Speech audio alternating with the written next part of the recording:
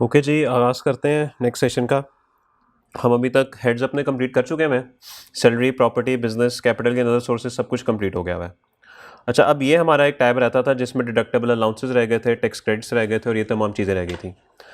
Deductible allowances 3-4 हमने पढ़े हुए हैं। एक तो आपको याद होगा ज़कात अंडर सेक्शन 60, जो ज़कात हम पे करते हैं एज़ पर ज़कात अंडर ऑर्डिनेंस, वो अमाउंट हम यहाँ पर लिखते हैं। वर्कर वेलफेयर फंड और ये तमाम चीज़ें जो है ये कंपनीज़ के लिए अप्लाई होती हैं, ये इंडिविजुअल्स और एओपीज़ के लिए नहीं है, तो इसलिए इन चीज़ों को हम यहाँ पर नहीं लिख रहे होंगे। एजुकेशन एक्सपेंसेस 60D, ये वो अमाउंट है जो हमने चैप्टर 6 में पढ़ी हुई है, जो हम ट्यूशन फ़ी वगैरह पे करते हैं। तो यहाँ पर आपने बेसिकली दोनों की अमाउंट लिखनी होती है, सिस्टम ऑटोमेटिकली जो है वो कैलकुलेशन करके तो अमाउंट को आगे ले जाता है। ओके, ठीक है, बात समझ आ गई। यहाँ पर टैक्स रिडक्शंस, टैक्स रिडक्शंस जो हमने पढ़ा हुआ है वो सिर्फ एक ही है और वो है फुल टाइम टीचर अलाउंस। आपको याद होगा कि हमने पढ़ा था कि अगर आप फुल टाइम टीचर हैं और वो जो HEC से रिकग्नाइज्ड और रिसर्च इंस्टीट्यूशन, अगर आप वहाँ पे जॉब कर रहे हैं तो आपकी जो इनकम फ्रॉम सैलरी है उसका 25% जो है वो आपको डिस्काउंट मिलेगा। तो आपने यहाँ पे जो टैक्स, अच्छा ये रिडक्टेड कोई वर्ड नहीं होता, ये गलती है इसके अंदर। Okay, this is reduced actually. तो वो आपने कैलकुलेशन जो है ना इसकी खुद करनी होती है। तो इसका मतलब है कि हर कैलकुलेशन सिस्टम खुद नहीं कर रहा होता, कुछ कैलकुलेशन आपने भी मैनुअल करके तो यहाँ पे अमाउंट लिखनी होती है। तो आपने अपनी मैनुअल कैलकुलेशन करके जो भी आपके हिसाब से टैक्स रिडक्शन बनती है वो आपने यहाँ पे लिख देनी है। अच्छा, अगर ये गलत कैलकुलेट होकर आप यहाँ पे लिख देना तो उस पर पेनल्टीज़ पड़ती हैं फिर, ठीक है। वो आपको फिर पता ही है कि इसके बाद कमिश्नर असेसमेंट करता है, असेसमेंट करने के बाद फिर वो अपील्स और वो तमाम चीज़ें वो आपको पता है। इसके बाद भाई tax reduction on tax charge on Behbood certificates 5% rate है, ये भी बात हमने पढ़ ली हुई है कि बहबूद सेविंग सर्टिफिकेट से जो प्रॉफिट आएगा उस पर मैक्सिमम 5% रेट हो सकता है, इससे ऊपर बात नहीं जा सकती। तो अगर आपकी स्लैब इतनी है कि आपका टैक्स रेट जो है वो 5% से ऊपर चला गया तो आपने 5% रिड्यूस करके यहाँ पे अमाउंट, वैसे ये सिस्टम खुद कैलकुलेट करता है। ओके, ये सिस्टम खुद कैलकुलेट करेगा क्योंकि जो बहबूद का प्रॉफिट होता है वो अदर सोर्सेज में आपने यहाँ पे लिखा होता है। सिस्टम ऑटोमेटिकली देखता है कि आपकी जो टोटल इनकम आ रही है उसमें बहबूद सर्टिफिकेट्स का कितना शेयर है और इसको ऑटोमेटिकली वो 5% पे जो है वो एडजस्ट कर लेता है। ओके, तो ये कैलकुलेशन जो है वो सिस्टम खुद कर रहा होता है।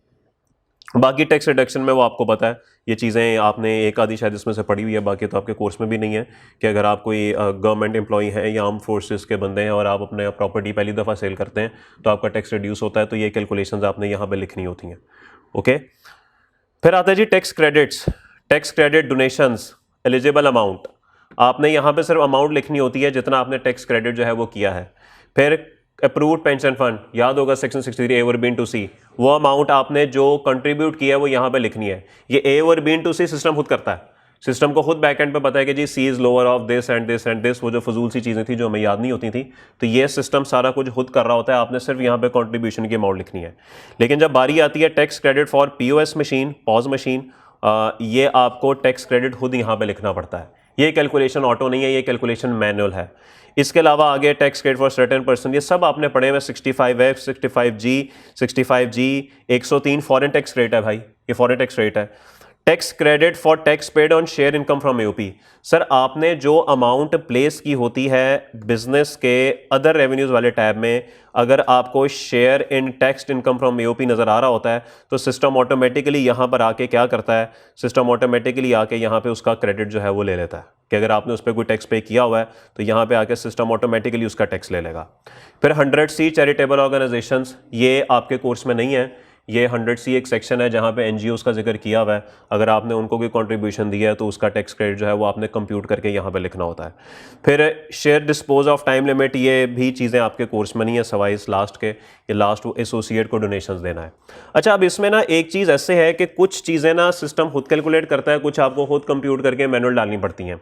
जो जो चीज़ें यहाँ पर मौजूद है ना ये सारी आपने खुद पंच करनी होती हैं, ठीक है। मतलब आप पंच करते हैं अमाउंट और सिस्टम कैलकुलेशन उसकी खुद करता है, और आप देख लें कि इनके जो टैब्स हैं मोस्टली वो फ्रीज हैं यहाँ पे, ठीक है। तो आप सिर्फ यहाँ पे ये लिखेंगे कि आपने कितनी चैरिटी दी, तो जो भी चैरिटी आपने दी होगी वो चैरिटी की अमाउंट अगर आप यहाँ पे लिखेंगे सिस्टम ऑटोमेटिकली उसका टैक्स रेट कैलकुलेट कर लेगा। इस सूरत में आपको वो कंप्यूटेशन की जरूरत नहीं है। लेकिन जिस केस में उसने टैक्स क्रेडिट आपको खुद पंच करने की इजाजत दे दी है, ये कैलकुलेशन सर आपकी खुद होंगी, और अगर इनमें आपने कोई गलती कर दी तो फिर मसला है, फिर बहुत ज़्यादा मसला है फिर ऑब्वियसली वो कल को आपकी असेसमेंट ओपन कर लेगा, आपको ऑडिट कर लेगा, और ऑडिट के बाद जब मसले मसाइल होंगे तो शो कॉज आएगा, और शो कॉज के बाद वही अमेंडमेंट ऑफ असेसमेंट, वही फजूलियात जो पड़ी थी वो सारा कुछ हो जाएगा। तो भाई ये हो गया टैक्स क्रेडिट। एडजस्टेबल टैक्सेस ये मैंने बता दिया हुआ था कि जो टैक्स आपके ऑलरेडी डिडक्ट हो चुके हैं वो सारे यहाँ पर आते हैं। फिर इसमें भी यही है, और ये फाइनल आपके न्यूमेरिकल का चेहरा है कंप्यूटेशन। ठीक है जी। तो कंप्यूटेशन में वो सारी चीज़ें, तमाम हेड्स की income, foreign income, agriculture income, share of AOP, total income, deductible allowance less, taxable income, tax जो लग रहा होता है एनटीआर वाला वो आ गया, उसके बाद एफटीआर वाला टैक्स आ गया, फिर टैक्स रिडक्शंस आ गई, फिर टैक्स क्रेडिट्स आ गए, आगे ये मिनिमम टैक्स सेक्शन 113 आप लोगों ने पढ़े हुए हैं, वो अमाउंट्स आप यहाँ पर लिखते हैं, और उसके बाद ये तमाम कैलकुलेशंस ऑटोमेटिक होती हैं, और ये ऑटोमेटिक आपकी कैलकुलेशन जो है वो सारी हो जाती है। तो अगर मैं इस पूरी चीज़ को एक दफ़ा रिवाइज कर दूं तो ये आपके हो गए जी 5 heads. Okay, salary, income from property, income from business, income from capital gain, income from other source. इन चारों हेड से इनकम कैलकुलेट होती है, और उसके बाद जो भी आपकी टैक्स डिडक्शंस हैं या टैक्स क्रेडिट्स हैं वो ये टैक्स चार्जेबल या पेमेंट्स वाले टैब में आपको नजर आएंगे। वो सारी डिडक्शंस, डिडक्टेबल अलाउंसेज और टैक्स क्रेडिट्स आप यहाँ पे जो है वो पंच करेंगे, और पंच करने के बाद जब आप कैलकुलेट का बटन दबा के कंप्यूटेशंस में आएंगे तो यहाँ पे सिस्टम सारी कैलकुलेशन खुद ले आएगा, यानी न्यूमेरिकल का चेहरा सिस्टम खुद बनाएगा। जो न्यूमेरिकल का फेस आप लोग बनाते थे, यहाँ पे सिस्टम उसको खुद बनाता है और सारी कैलकुलेशन जो है वो खुद करता है। ठीक होगी बात। तो ये हमारी एक अभी तक रिटर्न सिर्फ हुई है कंप्लीट। अभी हमारी जो वेल्थ स्टेटमेंट है ना वो नीचे पड़ी है, वो आपको ये नजर आ रही होगी, ये देखें, नजर आ रही है, बिल्कुल एंड पे पड़ी हुई है, देखें ये आपकी वेल्थ स्टेटमेंट है, ये जिसमें आपने पर्सनल एसेट्स और पर्सनल एक्सपेंसेस, और आपको याद होगा वेल्थ रिकंसिलिएशन स्टेटमेंट, वो ये है। यहीं से चीज़ें उठ के वहाँ पे जाती हैं। तो आप लोगों ने चैप्टर 15 में वो वेल्थ स्टेटमेंट बनाई होगी, आपको पता होगा कि एक आपकी बैलेंस शीट होती है असल में, ये असल में जो आपके पर्सनल एसेट्स लायबिलिटीज़ है ना, ये आपकी पर्सनल बैलेंस शीट है। ओके, और रिकंसिलिएशन क्या होती है जी? इनकम के ऊपर अगर ओपनिंग एसेट्स डाल दिए जाएँ और क्लोजिंग एसेट्स डाल दिए जाएँ तो वो रिकंसिलिएशन बन जाती है। तो ये वही एग्जैक्टली वही चीज़ है। ओके, तो इसकी बात मैं आपसे करूंगा नेक्स्ट क्लास में, वेल्थ स्टेटमेंट और वेल्थ रिकंसिलिएशन की। अभी हम ना जरा कुछ अमेंडमेंट्स जो होती हैं ना, जो आपने सुना होगा कि जी अपील वगैरह किधर से फाइल करते हैं और वो तमाम चीजें क्या होती हैं, वो जरा देख लेते हैं चैप्टर 15 की जो बातें हैं। अच्छा, ये जो ऊपर वाला टैब है ना, ये सबसे ऊपर जो आपको चीजें नजर आ रही हैं, ये वो तमाम चीजें हैं जो कि सारी की सारी इस्तेमाल हो रही होती हैं। सबसे पहला टैब है रजिस्ट्रेशन का। हमने पढ़ा हुआ है कि अगर आपकी कोई रजिस्ट्रेशन बाद में आपको लगे कि जी चेंज करने की ज़रूरत है, एड्रेस चेंज हो गया, बिजनेस एड्रेस चेंज हो गया, लोकेशन चेंज हो गई, मोबाइल नंबर चेंज हो गया, कुछ भी पर्टिकुलर चेंज हो गए, तो आप रजिस्ट्रेशन में आएंगे और यहाँ पे आके आप ये मॉडिफिकेशन वाली बात करते हैं, form of registration filed for modification income tax. जब आप इसको ओपन करेंगे तो इसके अंदर सारा डाटा मौजूद होता है कि जी आपने मोबाइल नंबर चेंज करना है, आपने अपना एड्रेस चेंज करना है, आपने अपना ईमेल एड्रेस चेंज करना है, या आपने बिज़नेस का नाम चेंज करना है, या इवन अगर आप नया बिज़नेस शुरू करने लगे हैं तो यहाँ पे आपको बताना है। तो यहाँ पे आप सारी चीज़ें जो है वो यहाँ पर ऐड कर रहे होते हैं। तो इसका मतलब है कि अगर किसी भी शख्स ने आपको कहा कि भाई मेरे पार्टिकुलर्स चेंज करा दो, तो आपको कहीं जाने की ज़रूरत नहीं है, बस यहाँ पर आए रजिस्ट्रेशन में और ये मॉडिफिकेशन वाला फॉर्म है, ये फाइल कर दें। इसको मैं ओपन एक वजह से नहीं कर रहा क्योंकि इसके अंदर ना पर्सनल डिटेल्स होती हैं, तो इसलिए मैंने जिसका भी ये पोर्टल खोला हुआ है तो ऐसे फिर मुनासिब नहीं लगता, कॉन्फिडेंशियलिटी इशूज़। ओके, खैर ये ओपन होने ही लगा था। तो रजिस्ट्रेशन के अंदर हमारे पास ये जो टैब्स हैं ये आपने यहाँ पे लिखने होते हैं। ये फॉर्म्स हैं भाई, लेफ्ट पे आप देखेंगे फॉर्म्स और कुछ एप्लीकेशंस हैं। अच्छा, एप्लीकेशन किस चीज़ की है जी? अच्छा, एप्लीकेशंस जो हैं वो डिफरेंट हैं। चलें यहीं पर आ गया जी 32 का 4, application for permission to change an accounting method. याद आया आप लोगों को? इनकम फ्रॉम बिजनेस के सेक्शन 32 में ये बात लिखी हुई है कि अगर आप कैश बेसिस से एक्रूवल पे जाना चाह रहे हैं, एक्रूवल से कैश पे जाना चाह रहे हैं, तो क्या तरीकेकार होता है? कमिश्नर को आपने इंटीमेट करना होता है, कमिश्नर को आपने कहना होता है कि भाई अपना मेथड चेंज करना चाह रहे हैं, तो सर वो एप्लीकेशन यहाँ से जाती है। ठीक होगी बात। उसके बाद notice of discontinuation of business अगर डिसकंटिन्यू हो रहा है तो 15 दिन के अंदर कमिश्नर को बताना है कि भाई हमने बिजनेस बंद कर दिया है, यहां से वो बात जाएगी। ठीक है, बाकी ये तमाम चीजें जो है वो आपके कोर्स में नहीं है, इसलिए आपको समझ भी नहीं आएगी कि ये क्या है। ओके, तो यहां से कमिश्नर को जो है वो इंटीमेशन जारी होती है। अब ये मुझे नहीं पता इसने 2 एप्लीकेशन क्यों दी हुई हैं। अच्छा, उसी का आगे कोई एक्सटेंशन है। 12 ये तमाम चीजें जो हैं ये भी बस ठीक है, ये भी आपके कोर्स में नहीं है। ओके, उसके बाद है जी डिक्लेरेशन। जितनी भी आपकी फाइलिंग्स होती हैं वो डिक्लेरेशन से होती हैं। डिक्लेयर का मतलब क्या होता है बताना? तो जितनी भी आपकी फाइलिंग्स होती हैं ना वो डिक्लेरेशन से हो रही होती हैं। तो आपने जो भी फाइलिंग करनी है ना वो आपको यहां से मिल जाएगी। Income tax return, sale tax return, with holding statement, what ever आपको यहाँ पे बड़ा कुछ मिलेगा। तो सबसे पहले वो कहता है जी returns and statements original simplified. अच्छा यहाँ पे ना एक बड़ी ज़बरदस्त किस्म की चीज़ है कि रिटर्न के ना डिफरेंट किस्म के फॉर्म्स दिए हुए हैं एफबीआर ने। अब मिसाल के तौर पे एक शख्स है, वो कहता है कि भाई मेरी सिर्फ सैलरी हेड की इनकम है, ना तो बिजनेस है, ना कैपिटल गेन है, ना अदर सोर्सेज है, ना कोई प्रॉपर्टी है। तो उसके लिए उन्होंने कह दिया कि भाईजान आप ना यहाँ से चीज़ें जो है ना वो देख सकते हैं। अभी जैसे ये नॉर्मल रिटर्न है एक्सक्लूडिंग बिजनेस लिखा हुआ है, अगर कोई शख्स इनकम फ्रॉम बिजनेस नहीं कमा रहा तो वो यहाँ पे जाके जमा करा दे रिटर्न।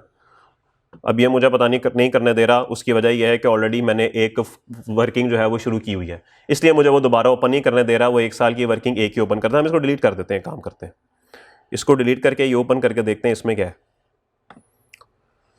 ले जी ये गया उड़, और यहां से हम देखते हैं कि अगर आपका बिजनेस ना हो, ये भी नहीं करने दे रहा, नहीं करने दे रहा, वेट करते हैं हम, देखते हैं इसकी शक्ल सूरत कैसी है। इसमें लिखा हुआ था कि एक्सक्लूडिंग बिजनेस। ये देखिए जी, ये पता नहीं अजीब सी चीज आ गई है, ये कोई अजीब सी चीज आ गई है मेरे भाई। रेजिडेंट हैं आप या नॉन रेजिडेंट हैं, ये उन लोगों के लिए है जो कि बिजनेस नहीं करते। ये बिल्कुल असल में फैसिलिटेट किया है एफबीआर ने कि जो शख्स घर बैठ के खुद ही ये काम करना चाहे उसको हम जरा बड़ा यूजर फ्रेंडली किस्म का इंटरफेस दें। वो बड़ा भयानक सा सिस्टम था, समझ ही नहीं आती ये बिजनेस क्या है, एम्प्लॉयमेंट क्या है। उन्होंने कहा अच्छा रहायशी है कि गैर रहायशी है, तो आज हमें पता लग गया कि रेजिडेंट का मतलब रहायशी होता है और नॉन रेजिडेंट का मतलब गैर रहायशी होता है। ये देखें, ओके नहीं आई नॉन रेजिडेंट, आप रेजिडेंट, आप वो है कोई जो आप नॉन रेजिडेंट होंगे। ले जी आपने इसको क्लिक किया और इसने कुछ नहीं किया, नहीं कर दिया, फिर कुछ नहीं किया। अच्छा कंटिन्यू करते हैं, नहीं हो गया ये देखें। अब वो कह रहे हैं कि अपने सोर्सेज ऑफ इनकम बताएं क्या हैं।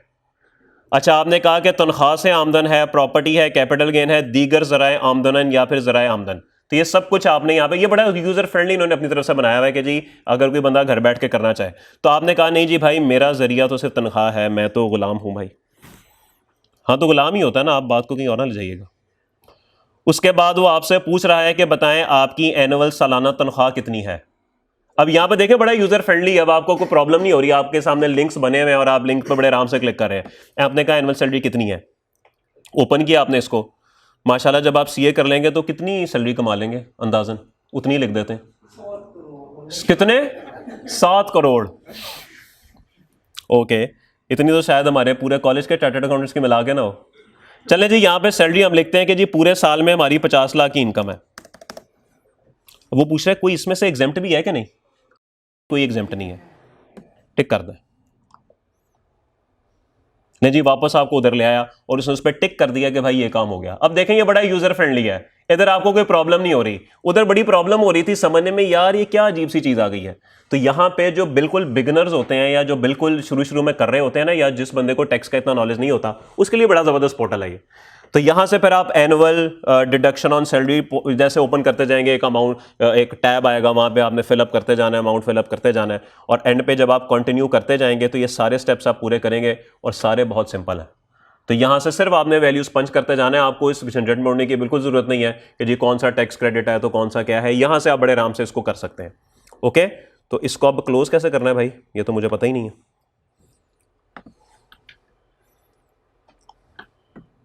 फिर हमें वहाँ पे ले आया, तो देखते हैं जी एक एग्जिट कहाँ से करने दे रहा है मुझे, शो मोर।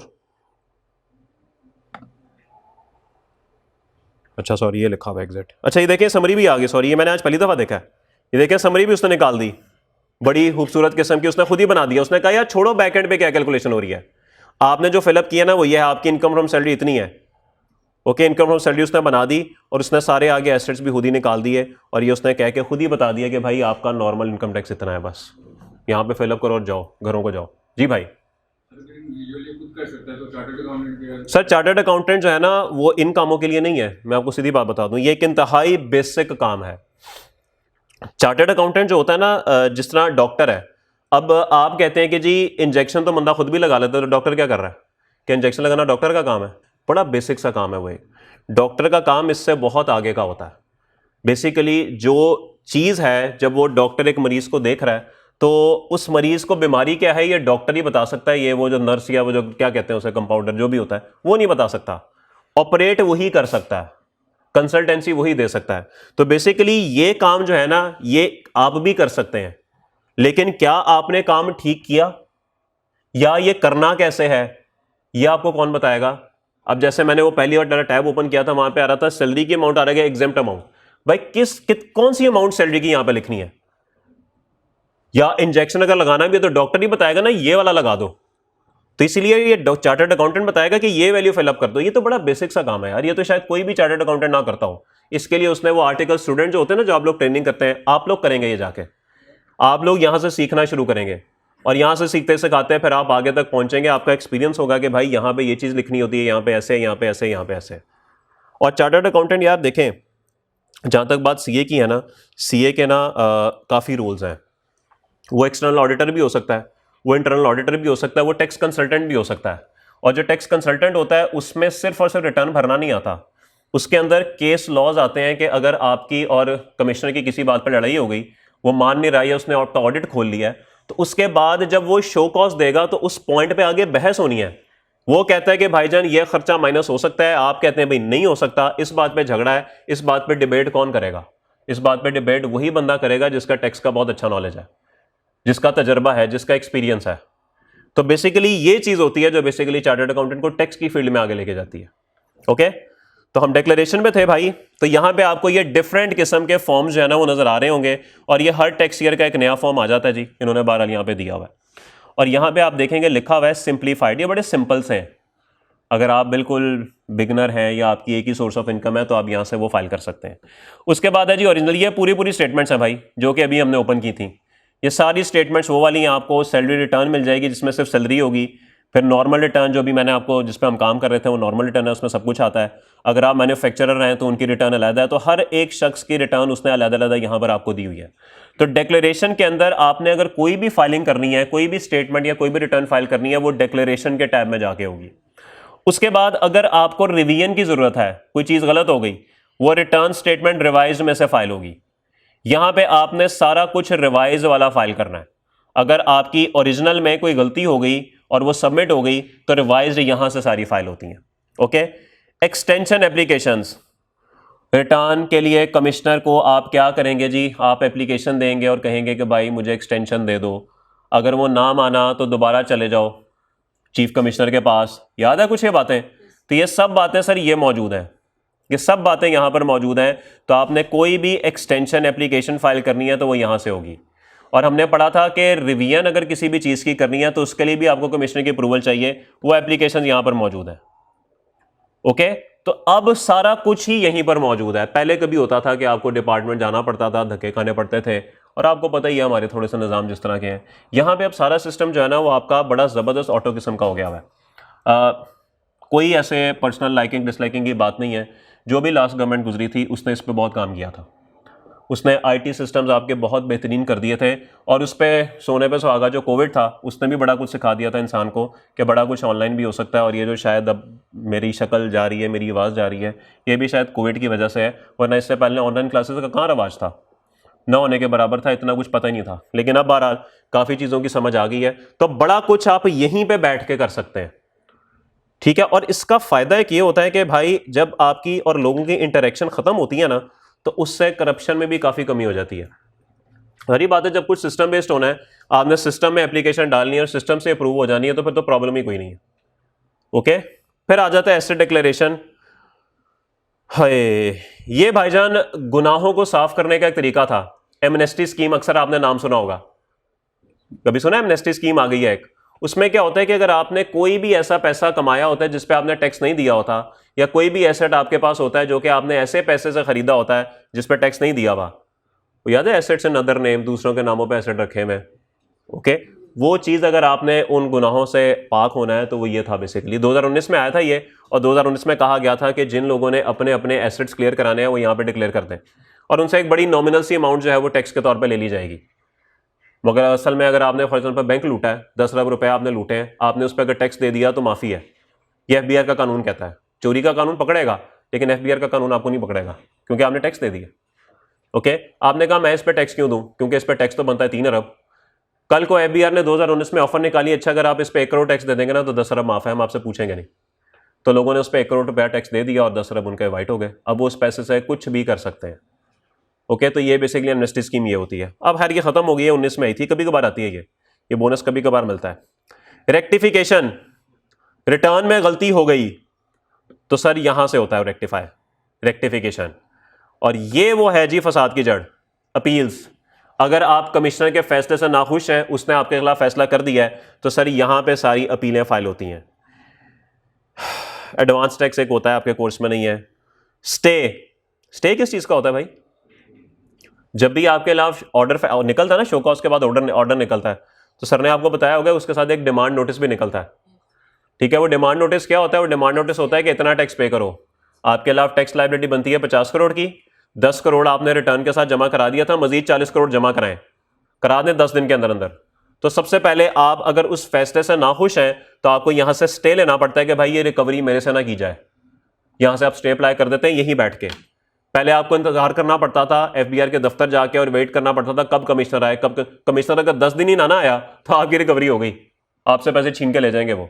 लेकिन अब ये भी फायदा हो गया कि अब आप यहां से एप्लीकेशन जो है वो प्लेस कर सकते हैं। तो एप्लीकेशन प्लेस करें, ऑनलाइन निज़ाम है, जहां मर्जी बैठ के करें। उसके बाद बाकी तमाम चीज़ें वही हैं भाई। ये जो भी आपने एप्लीकेशंस वगैरह फाइल करनी है अपील के लिए, वो सारी यहीं से फाइल होंगी। और फिर आपसे रेलेवेंट जो आखिरी टैब है ऑलमोस्ट, वो ये है कि रिफंड। याद है एंड पे, न्यूमेरिकल के एंड पे आता था टैक्स रिफंड फ्रॉम गवर्नमेंट। वो रिफंड अगर आपने लेना है तो application for refund of tax paid in excess, जो टैक्स आपने ज्यादा दे दिया, यहां पे क्लिक करें और उनसे जो है वो पैसे मांग लें। उसके बाद आपके साथ होगी क्या, उसकी कोई गारंटी नहीं है, लेकिन एप्लीकेशन आप यहां से डाल सकते हैं। जैसे रात को अगर 1 बजे अब्बू का रूम का दरवाजा नॉक किया जाए, कहा अब्बू जी मैं जरा दोस्तों के साथ बाहर चला जाऊं, एप्लीकेशन आपने दे दी, लेकिन उसके बाद जो होगी ना वो आप समझदार है।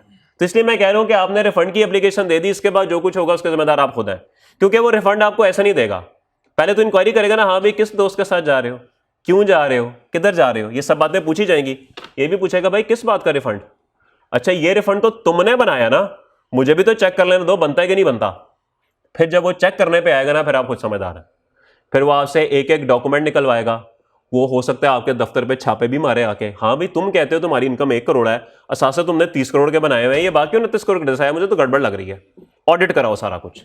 एक एक डॉक्यूमेंट आपका चेक किया जाएगा और आप कहेंगे यार तू ना दे पैसे मेरे, तू ना दे, तू रहने दे ऐसे ही, लेकिन वो कहेगा अब तो तूने एप्लीकेशन डाल दी, अब तो तुझे कराना पड़ेगा।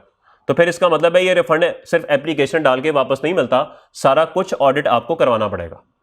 ठीक होगी बात? तो इसका मतलब है कि ये जो हमारा टॉप का टैब है ना, यहां से हम सारे एक्शंस परफॉर्म कर रहे होते हैं। तो आपने कोई भी रिटर्न फाइल करनी है, डिक्लेरेशन पे चले जाएं।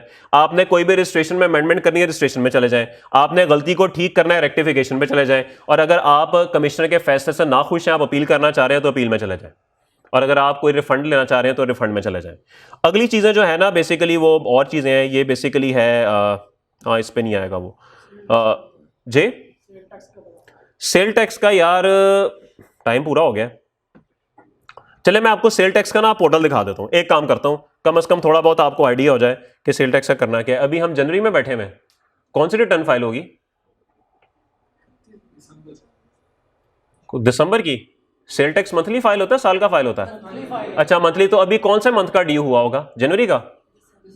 अच्छा अभी दिसंबर तक, अच्छा उसकी कल आखिरी तारीख है ना, कल आखिरी तारीख है, हमने पढ़ा हुआ है कि दिसंबर की रिटर्न जो है वो जनवरी में। चले आए इसको देखते हैं। टैक्स पीरियड कौन सा है, 24 या 23?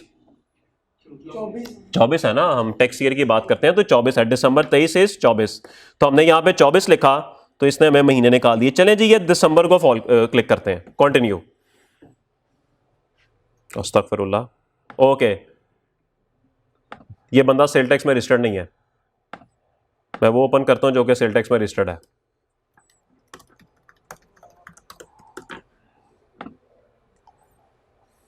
नहीं जी ये भाई साहब सेल टैक्स में रजिस्टर है 2024 और 31 दिसंबर। ओके ले जी कंटिन्यू करते हैं। ये सिस्टम में मसला है, ये कभी भी पहले ओपन नहीं करता, इसको क्लोज करना पड़ता है, फिर ये ड्राफ्ट में आ जाती है इधर। ये हमारे आईटी के मसले हैं सर, माजरत के साथ। ले जी ये आ गया जी सेल टैक्स का पूरा पोर्टल।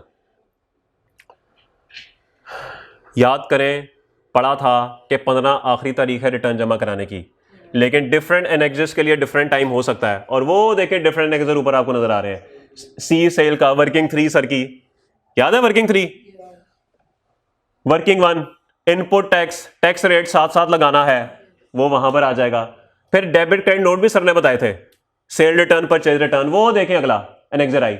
फिर इंपोर्ट्स, वैसे तो सर इसको परचेजेस में वर्किंग वन में क्लब कर देते थे, लेकिन यहां पे इंपोर्ट्स का सेक्शन अलग है। फिर अपॉर्शनमेंट के अंदर एक्सपोर्ट्स की बात होती थी, याद है आपको कि नहीं? तो वो एक्सपोर्ट्स आपने यहां पे लिखनी होती है। अच्छा, यहां पे अलग अलग क्यों है? क्योंकि ये है लोकल सेल्स, ये है लोकल परचेजेस, ये इंपोर्ट्स और ये है एक्सपोर्ट्स। सिस्टम क्या करता है, क्योंकि सिस्टम ने तो ऑटोमेटिक कैलकुलेशन करनी है अपॉर्शनमेंट की, तो सिस्टम ना यहां से और यहां से सेल का ना ऑटोमेटिक डाटा उठा लेता है और वो खुद ही बैकएंड पे अपॉर्शनमेंट करके ना तो खुद ही अपॉर्शनमेंट आपकी बना देता है कि भाई इतना इनपुट बनता है, इतना नहीं बनता, इतना रिफंड बनता है। तो इसलिए यहां पे ये सब कैलकुलेशन अलग अलग बनी हुई है। आगे है जी annexure H stock statement. Sir जो एक्सपोर्ट्स का रिफंड होता है ना, वो आपने यहां पे फिल करना होता है। याद है पड़ा था, रिफंड क्लेम फाइल करने के बाद 45 दिन के अंदर आपको रिफंड मिलता है, वो सर आप इसके अंदर फिल करते हैं। एनेक्सर एच जब आप ओपन करेंगे तो यहां पे आपने वो सारा कुछ फिलअप करना होता है। ओपन करते हैं, देखते हैं क्या है इसके अंदर। अस्तगफिरुल्लाह, इतना भयानक। तो सर ये सारी चीजें आपको जो है ना वो बतानी पड़ती हैं। ये देखें, क्वांटिटी ऑफ गुड्स, एक फजूल किस्म का data, opening, purchase, consume domestic में, कंज्यूम्ड एग्जेम्प्ट में, कंज्यूम जीरो रेटेड में, यहां पे सारी चीजें आपको कैलकुलेशंस करके फिलअप करनी पड़ती हैं। और जब आप ये रिफंड क्लेम फाइल करते हैं, सिस्टम ऑटोमेटिकली देख लेता है कि एक्सपोर्ट्स के लिए कितना इसका इनपुट बनता है और वो आपको रिफंड दे देता है 45 दिन के अंदर अंदर। इसके साथ आपका बैंक अकाउंट लिंक हुआ होता है और वो बैंक अकाउंट जो है उसके अंदर सारे पैसे खुद ही आ जाते हैं। ओके, ये काफी बेहतर हो गया है। प्रोडक्शन डाटा, मैन्युफैक्चरर हैं जो लोग, उनके लिए ये फिल करना जरूरी है, ट्रेडर्स के लिए जरूरी नहीं है, सिर्फ मैन्युफैक्चरर्स के लिए। उनको पूरा बताना पड़ता है जी पिछले महीने के आखिर में कितनी क्वांटिटी थी, कितनी क्वांटिटी बनाई, कितनी सेल की, वो सारा कुछ इसके अंदर होता है।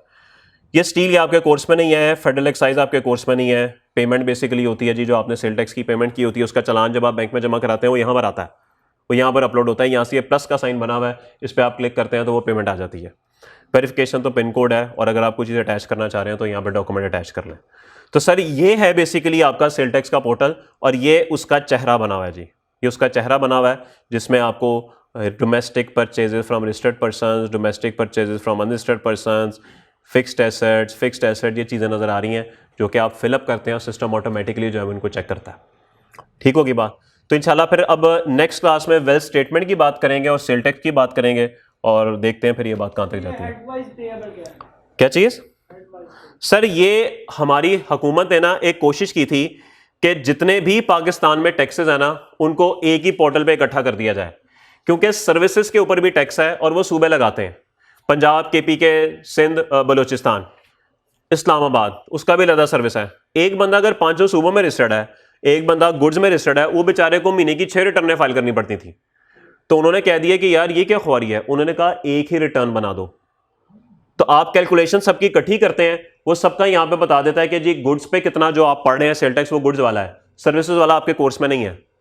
सर्विसेज पे कितना टैक्स है, बाकी तमाम रिटर्न जो है उन पे कितना कितना टैक्स है। अच्छा मजे की बात है, दिसंबर 19 से कोशिश जारी है, आता कि एक्टिवेट हुई नहीं। दिसंबर 19 गालिब 19 नहीं सॉरी 21, आई एम सॉरी, तकरीबन 1.5 साल से ऊपर टाइम हो गया कि ये अभी तक एक्टिवेट ही नहीं हुआ। अभी भी वो रिटर्नें लद ही हैं, ये उन्होंने सारा बना तो दिया है पर अभी तक ये ऑपरेशनल नहीं हुआ, क्योंकि इसमें काफ़ी कबाहतें हैं, काफ़ी कबाहतें हैं। ठीक है जी, तो ये है बेसिकली हेडवाइज। असल में पेबल आपका यहीं से निकलता है, ये जो पेबल है ना असल में यहीं पे निकल आता है। ठीक होगी बात? Any question? ठीक है जी, नेक्स्ट क्लास पर यहीं से कंटिन्यू करेंगे। बहुत शुक्रिया आपका, थैंक यू वेरी मच, अल्लाह हाफ़िज़।